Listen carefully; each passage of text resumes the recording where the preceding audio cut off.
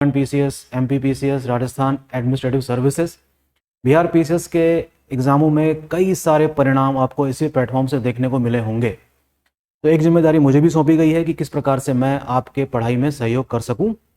तो आज मैंने सिविल सर्विसेज के एग्ज़ाम को ध्यान में रखकर ज्योग्राफी वाले पार्ट को एक छोटा सा टॉपिक मैं आपको समझाना चाहता हूं, एटमॉस्फेरिक प्रेशर के बारे में। जैसे कि आप लोगों को पता ही है कि एटमॉस्फेयर का जो आवरण है, जिसको हम कहते हैं, एक विभिन्न गैसों का ऐसा आवरण है जो पूरी तरीके से अर्थ के सरफेस पर क्या डालता है, वेट डालता है। तो ये जो आपको चित्र दिखाई दे रहा है, जिसको मैंने अभी बनाया है, इसमें ये जो दिख रहे हैं आपको कई सारे, इनको हम क्या देते हैं, एयर कॉलम्स। क्या कह देते हैं, एयर कॉलम। इसको क्या नाम दे दिया है हमने, एयर कॉलम का। इसको समझाने की कोशिश करता हूं मैं आपको, अर्थात वायु स्तंभ मान लीजिए इसको। क्या मान लीजिए, वायु स्तंभ। तो एटमॉस्फेरिक प्रेशर की खास बात यह है कि ऊंचाई बढ़ने के साथ साथ वायुमंडलीय दबाव में कमी आती है। तो इस चित्र में वो किस तरीके से वो दिखाई दे रहा है वो बताता हूं मैं आपको। तो हमने अर्थ के 3 प्रकार के लैंडफॉर्म्स कह सकते हैं, जो भू आकृतियां हैं, उसको लिया है हमने। ये तो दिख रहा है आपको समुद्र, सी या ओशियन। ये है लिथोस्फेयर वाला पार्ट, और लिथोस्फेयर में एक उभरी हुई आकृति जिसको माउंटेन कहते हैं। ठीक, तो ये जो एयर कॉलम्स हैं, इसमें आपको दिखाई दे रहा होगा कि इस नीचे वाले पोर्शन में जो मैंने ये छोटे छोटे बनाए हैं, ये एयर मॉलिक्यूल्स है दरअसल, और इनकी डेंसिटी सरफेस के पास काफ़ी अधिक है, और जैसे जैसे हम ऊंचाई की तरफ जा रहे हैं इसकी डेंसिटी में काफ़ी कमी आ रही है। ठीक है, तो इसका मतलब ये हुआ कि एक एयर कॉलम काफ़ी हद तक अपना वजन सरफेस पर लगा सकता है, और इसी को हम कहते हैं एयर प्रेशर। और यदि यही एयर कॉलम सामूहिक रूप से अर्थ के सरफेस पे काम करें, अपना वजन डालें, तो उसको कलेक्टिवली क्या कहा जाना चाहिए, एटमॉस्फेरिक प्रेशर।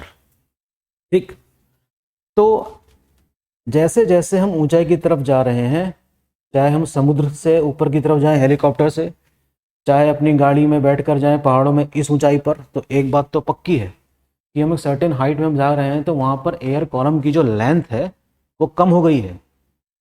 समुद्र की सरफेस की अपेक्षा अगर आप एयर कॉलम को देखें पहाड़ के ऊपर, इसकी जो लेंथ है वो काफ़ी कम है।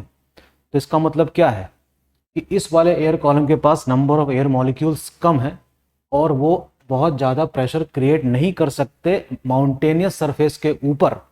तो this fact explains us that why with the increasing height the temperature decreases, at the same time pressure also decreases. ऊंचाई बढ़ने के साथ साथ तापमान में तो कमी होती ही है, प्रेशर में भी कमी आती है, लेकिन ये उस नियम का उल्लंघन कर रही है जो मैंने यहाँ पर लिखा है कि temperature is inversely proportional to pressure. ये फिजिक्स का जो नियम है ये लेबोरेटरी के अंदर काम करता है, यहाँ पर काम नहीं कर रहा है। तो यहाँ के हिसाब से ये नियम लागू नहीं होते, यानी कि टेम्परेचर घटने के साथ साथ प्रेशर भी घटना चाहिए, ये कोई ज़रूरी नहीं है।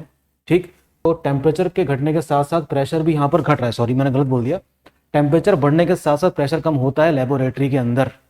लेकिन इस वाले पार्ट में हम देखेंगे, ज्योग्राफी वाले पार्ट में, कि ऊंचाई बढ़ने के साथ साथ टेम्परेचर में तो कमी हो ही रही है, प्रेशर में भी कमी हो रही है, तो ये नियम यहाँ पर लागू नहीं होता।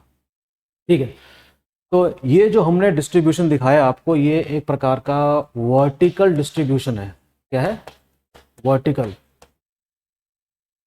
अर्थात ऊंचाई बढ़ने के साथ साथ अर्थ के किसी भी पॉइंट से अगर आप ऊंचाई की तरफ जाएंगे तो एयर प्रेशर में कमी आएगी हमेशा। ठीक है, तो ये चित्र आपके इस कॉन्सेप्ट को समझाने में काफ़ी मदद कर सकता है। इसको पॉज करके देखिएगा एक बार कि आखिर ये चित्र क्या क्या कह रहा है। बहुत कुछ कहता है ये चित्र। देखिए, समुद्र के ऊपर अगर आपसे कोई पूछे कि सबसे ज़्यादा एटमॉस्फेरिक प्रेशर कहाँ पर है, तो आपका जवाब होना चाहिए समुद्र के ऊपर। उससे थोड़ा कम कहाँ पर है, लैंड के ऊपर। सबसे कम कहाँ पर होगा, माउंटेन के ऊपर। और जैसे जैसे हम और ऊंचाई पर जाएंगे एटमॉस्फेरिक प्रेशर लगातार क्या होता जाएगा, कम होता जाएगा, रेयरिफाइड होता जाएगा। ठीक है, दूसरा जो इसका तरीका है, ये तो हमने समझा वर्टिकल वाला। इसी तरीके से लैटिट्यूडनल जो एटमॉस्फेरिक बेल्ट बनती हैं हमारी अलग अलग लैटिट्यूड के बीच में, वो उसको हम समझेंगे अगले टॉपिक में कि किस तरीके से इक्वेटर के पास जो एटमॉस्फेरिक बेल्ट बनती है वो कैसी है, लो प्रेशर बेल्ट है, सब ट्रॉपिकल में हाई है, सब पोलर में फिर से लो है, और पोलर रीजन में फिर से हाई है। तो इस कॉन्सेप्ट को भी समझने की कोशिश करेंगे नेक्स्ट टॉपिक में।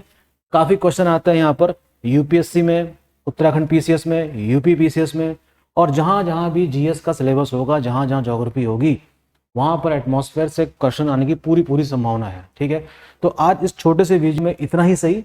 अगले आने वाले लेक्चर में मैं वीडियो की लेंथ को थोड़ा बढ़ाऊंगा और काफ़ी फैक्चुअल चीज़ें आप तक पहुँचाऊँगा। तब तक बने रहिए स्टडी फॉर सिविल सर्विस के साथ। Take care, bye bye.